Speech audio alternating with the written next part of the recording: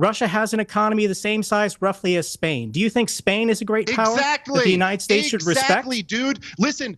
We are in the business of trying to be a world empire, and we're going broke. We're $36 trillion in debt because we can't afford to do it. We've blown $8 trillion in the last 20 years on foreign wars. Why is Donald Trump talking about invading Greenland? Why is Donald Trump talking about invading Panama? I don't agree with that. Why is Donald Trump talking about annexing Canada? Why is he talking about ethnic cleansing in the Gaza Strip? That is empire. See, you lost red herring. You lost the one pushing for America to be a global empire. That's a total red herring. Total red herring.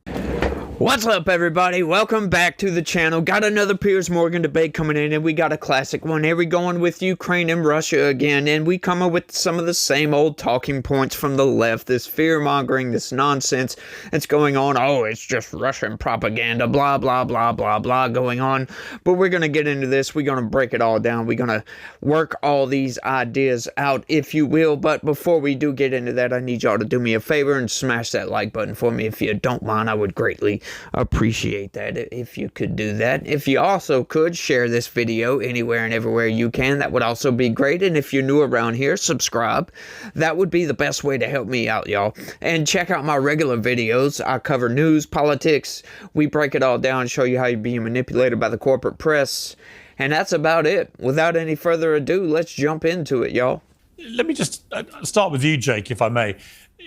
We're really at a very critical moment, it seems to me, for the world order, in a sense, in that what happened in the Oval Office on Friday sent shockwaves around the world about whether America was going to continue being with Europe when it came to issues like the invasion of a sovereign democratic European country by a Russian dictator.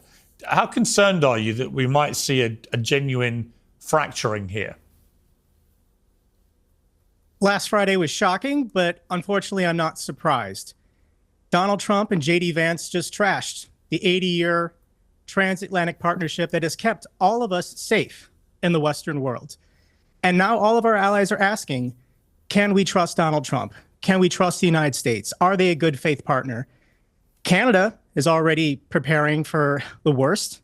And now all of our partners in Europe, as well as our partners in the Asia Pacific, Australia, New Zealand, the entire democratic world is wondering, will the United States honor their commitments?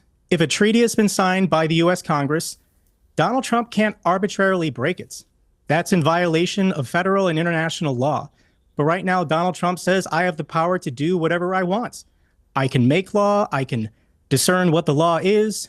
Nobody can stop me. Nobody can check me. And we've entered a new age. I don't think anyone alive today really remembers what it was like back in the age of empires, prior to World War I, prior to World War II. And that's what Donald Trump and the Putinists in our own government want to do. The United States wants to ally. Our government wants to ally with Russia against our smaller, weaker, democratic, traditional allies. These alliances were built on shared values, respecting democracy, international law, human rights, three things that Donald Trump doesn't care about, three things that Vladimir Putin doesn't care about. And if the American people don't rise up now and put a stop to this, then we're going to have a lot more wars. Okay. A lot more wars, as Xi wants to redraw the maps, Putin wants to redraw the maps, and Trump wants to redraw the maps. Okay. Okay, you gotta love these people, man. That's nothing but Trump deranged nonsense, if you will, talking about, oh, we want to ally with Russia. What? Like, are you serious here? Like, Trump is putting more sanctions on Russia. What are you talking about, my guy? Like, he's acting like Donald Trump's coming in and just automatically we've turned into a dictatorship. But it's so funny to hear these people talk and pretend quite naively that, hang on just a second, you know, Russia, they're just completely evil, if you will, that they do nothing for their people. They're just evil, blanketly. And Ukraine, yeah, we're the good guys over here. We're standing up for justice, rights, and the American way in Ukraine. Like, hang on, no, like, there are no good guys in any of this, right? Like, Ukraine is a very corrupt nation. Russia is a very corrupt nation, and they're going at it. Like, none of these talking points ever make any sense. It's always Trump derangement. And it's just nonsense. Like, nobody remembers what it was like before World War I. Like, no, dude, like, we have historians, and, I happen to be a little bit into history. Yeah, the world was a lot different back then. We didn't have television. We didn't have social media. We couldn't really know what was going on. News traveled much more slowly, if you will.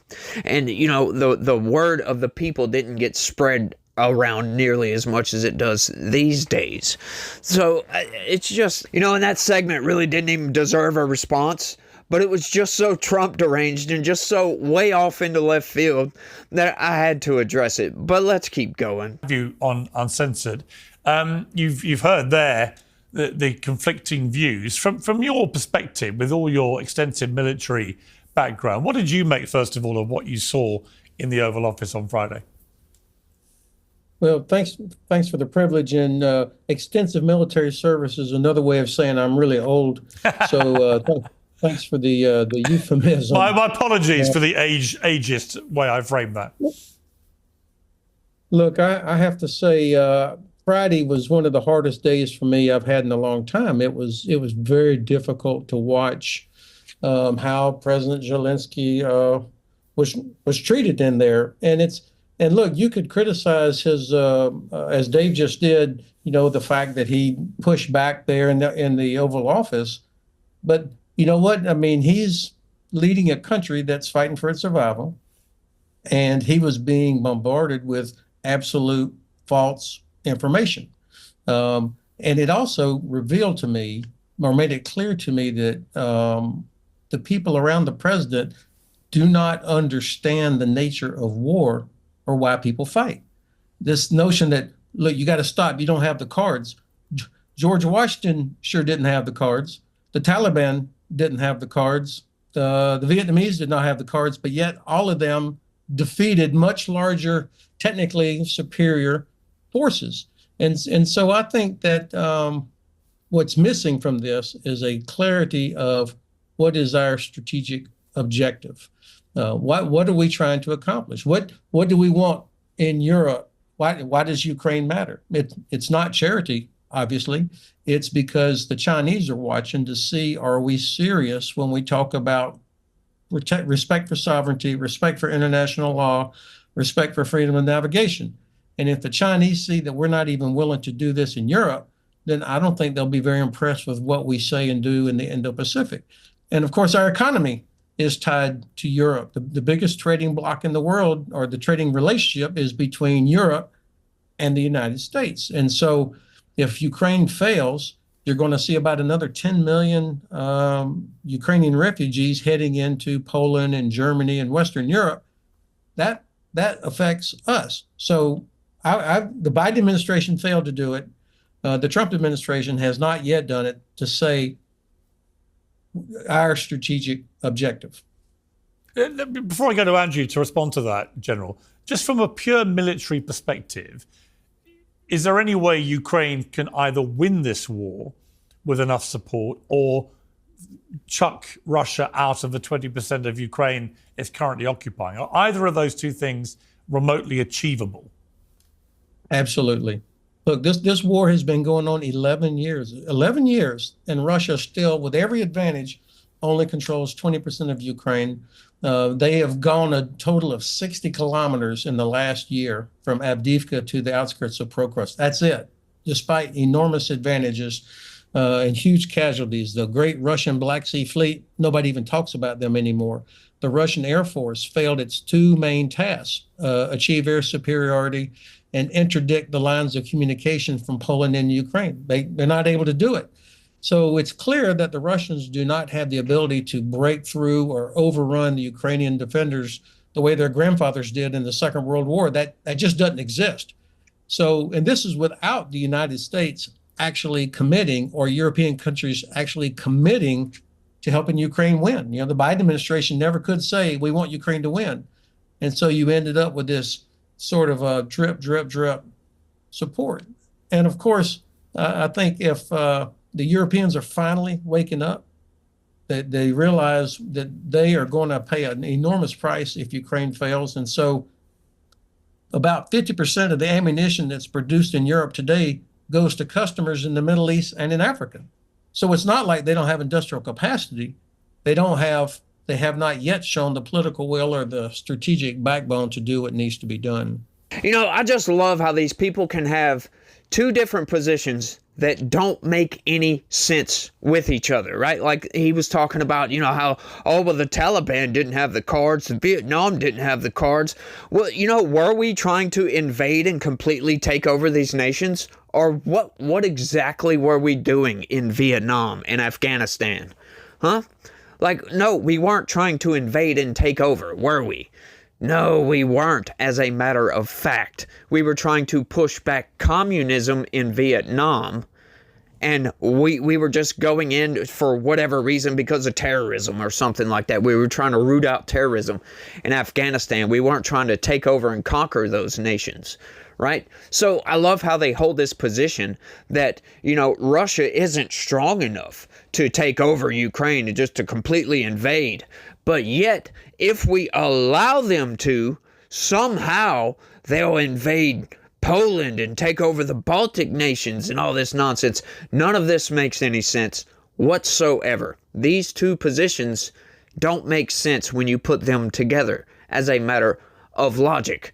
Seriously, like, I just don't understand these points. And what the hell was he talking about? Oh, Biden never could say he wants Ukraine to win. Is that so? Guess what? Putin thought he'd take Kyiv in 3 days. 3 years later, Ukraine is still free. There is no possibility of him winning the war in Ukraine. He's already lost that war.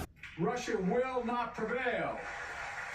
Ukraine will prevail. Ukraine can and will stop Putin. Yeah, I'm sorry. That was repeated over and over and over and over again.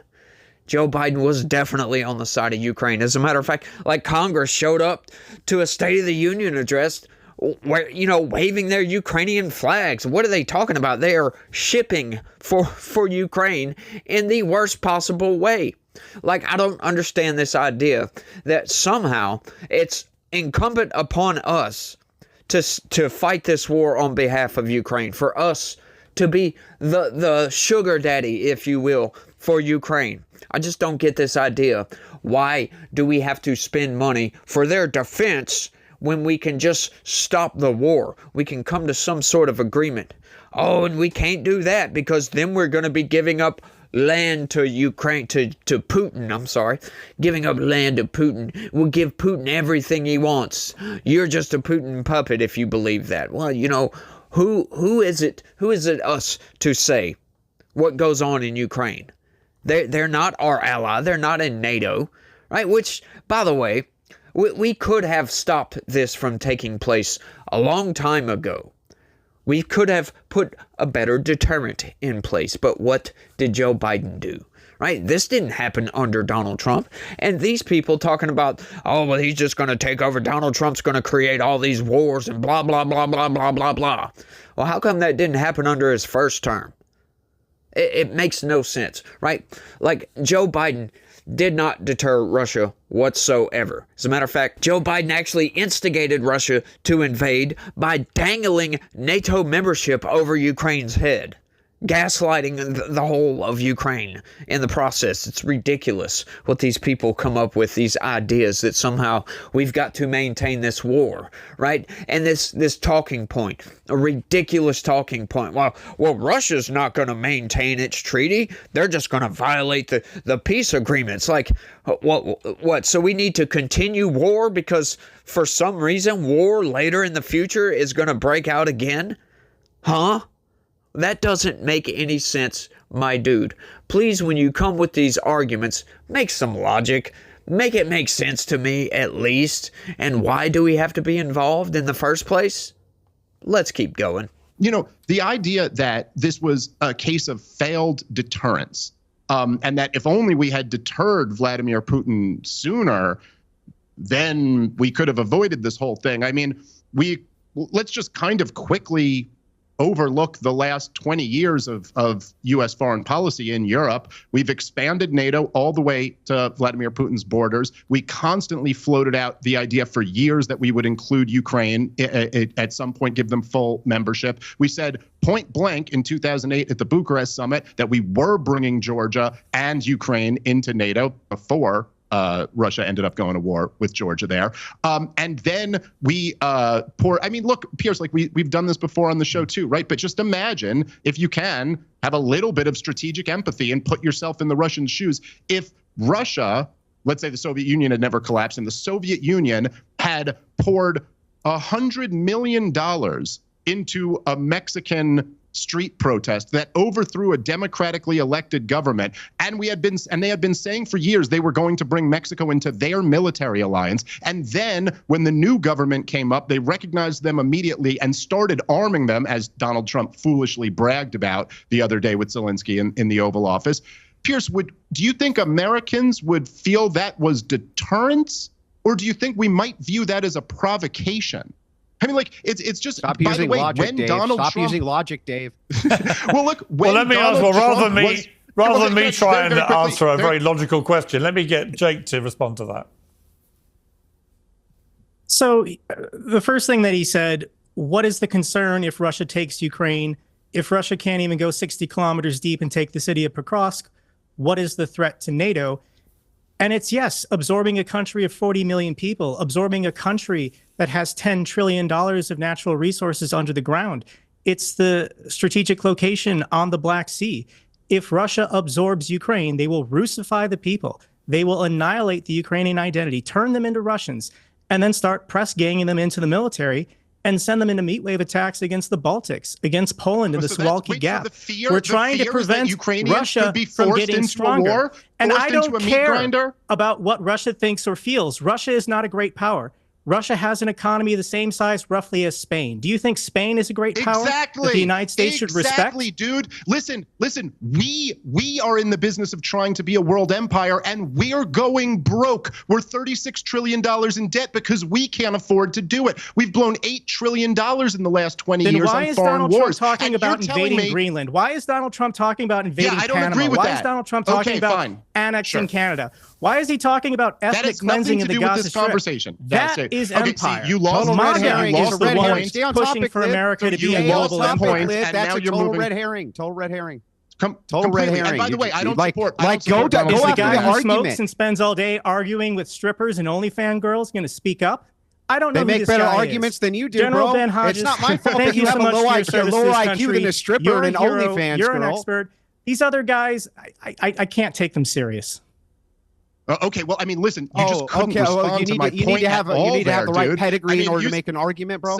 Say that you can't take me seriously, but you just completely didn't. You had no response to the argument. Listen, the current estimate I've seen is that Russia's GDP is about $2 trillion a year. Try to keep perspective on this. That is less than a third. Is Spain a great power that we should respect? Is Italy a great power that we should respect? Okay, so let me break this down for you right quick. Let me see if I get this argument correct. So what Russia's going to do is they're going to take a bunch of their army men, they're going to throw them into the meat grinder against this country that's getting backed by a foreign nation. They're going to destroy the country, take it over, then enlist the people that are left in that country, and then all of a sudden they're going to be this world-class elite fighting force that's going to go up against NATO. Am I correct in what he's getting at here? Well, hang on. Is Spain a fighting force? Like, is Zambia going to do something about this as well? What about Colombia over here? Colombia's doing all this stuff in the background. Argentina's turning communist. That's what you get from these people on a consistent basis. It is utter nonsense, if you ask me. Once you get slapped with logic in the face, right? And this is what I'm talking about with the gaslighting campaign. Dave brings up a really, really good point. Do we think we would have allowed Russia, once again, to dump $100 million into a protest, into a government coup that overthrows them, threaten them with, joining their military alliance, coming into that, and we just not do anything about that? We just say, okay, go right ahead. You can join that military. Like, come on. Do you really believe that? Okay, let's set this scenario up. Let's say we do allow for all that to take place. And then what happens? Mexico blockades the Gulf of America, cutting off our access to the Gulf of America. Do you really believe we would allow for that to happen? Huh? Do you really think that? Or do you think we would intervene militarily to liberate Mexico? Like, what do we really think is going on here? Like, none of these arguments make any sense whatsoever with what's actually going on the ground, right? There's been a civil war going on since 2014, and there's been civil strife going on in Ukraine probably ever since it was Ukraine, as a matter of fact. That part of Ukraine that Russia took over, right? That's mostly ethnic Russian, right? Most of Ukraine is ethnically Russian as well. Like, come on, let's not beat around the bush with this. Okay, so what Putin wanted was the land bridge, access to the Black Sea, for crying out loud. It's for economics. It's resources. That's what wars are always about. Territory because of resources. That's what Putin wants. He doesn't want to go into Europe, for crying out loud. Go into Poland, go into the Baltics. Like, everybody always forgets about Kaliningrad. That's never brought up. Kaliningrad is never brought up. That's up there north of Poland, as a matter of fact. That's just a little enclave of Russia that is separate from the mainland. They're already up there in the Baltics with Kaliningrad. Like, who are we trying to kid here? Like, it's just weird. It's so weird that these people are like, Russia's just pure evil. Like, they're not trying to protect their own economics. He's just bent on conquest, and that's it. That's why he's taken over the old Soviet Union.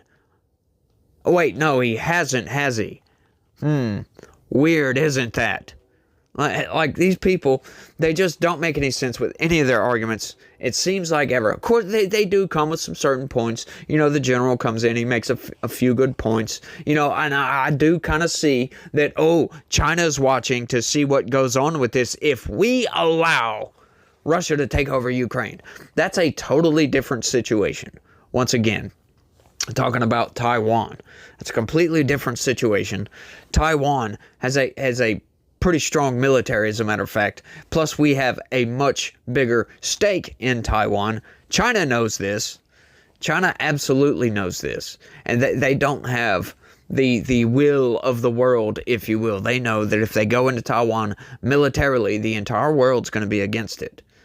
Like, you can't say the same thing about Ukraine. I think that's the whole point here. Like, we're kind of up in the air as to what's going on. They've been in a civil war. We don't want to help them anymore. We're getting tired of dumping billions and billions of dollars. For some reason, these people will just want to continue that. I don't know why. I don't get this idea of protecting Ukraine's territorial integrity for some reason. Can't protect our own. They don't want, they want open borders and all this other stuff. Democrats have a policy position of, let's just give everything we have to everybody else and let anybody and everybody trample all over us. That's what they want us to do, it seems like. And I'm not down with that, as a matter of fact. I am more about America first. Let's get our own house in order before we try to tell the rest of the world what to do, before we try to put our morals up as some bastion of hope, some bastion of freedom, when we have our own problems in this country. Like, let's not virtue signal when we don't have any right to do so. We have our own problems. We've invaded countries in the past few decades that we probably shouldn't have, like the second Iraq war. Like, that was an outright invasion, but you didn't see Russia trying to stop us, did you? No, you didn't. Like, it's just the height of ignorance, the height of hypocrisy as well, to think that we're just the good guys over here and Russia's just generally evil, just always evil, and they don't have any concerns that we need to concern ourselves with. Like, that makes no sense. They have their interests, we have our interests. It's competing interests is what's going on here. Russia lost the soft power battle because we had more money to dump into the situation.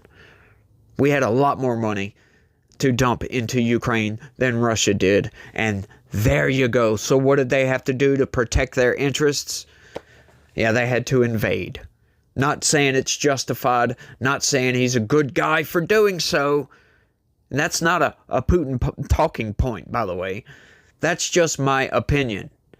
I have nothing to do with Russia. Don't like Russia. I don't like Putin.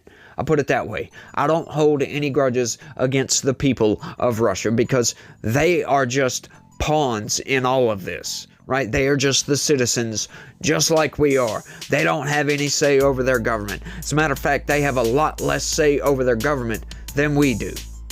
A whole lot less, if you ask me. But I think I've been rambling on for quite long enough. I want y'all to let me know what y'all think about all this down in the comments section. It blows my mind, these nonsense talking points, trying to just get us to get behind this idea that we just need to continually fund this war, and I don't like that idea because, you know, they're eventually going to run out of people. You know, Ukraine will run out of numbers before Russia runs out of numbers, if you know what I mean. So why not try to come to the table and negotiate some sort of peace? Why? Why not? I don't get that idea. Why they're just like, oh, well, we need to defend Ukraine until the very end. It makes no sense. But y'all let me know what y'all think. That's all I got on this one. I want to thank everybody for watching. And y'all try to have a good day. Stay legitical. Peace.